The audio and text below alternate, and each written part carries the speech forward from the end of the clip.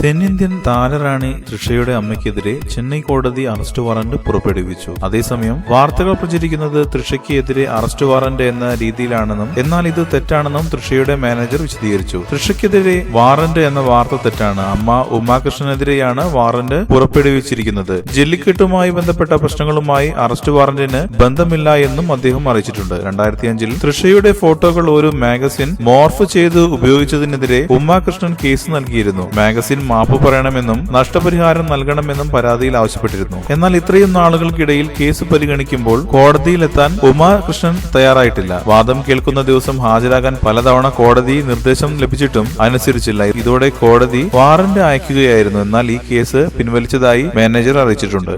കൂടുതൽ സിനിമാ വാർത്തകൾക്കും വിശേഷങ്ങൾക്കും ഇപ്പോൾ തന്നെ സബ്സ്ക്രൈബ് ചെയ്യൂ മലയാളം ക്രിയേഷൻസ്.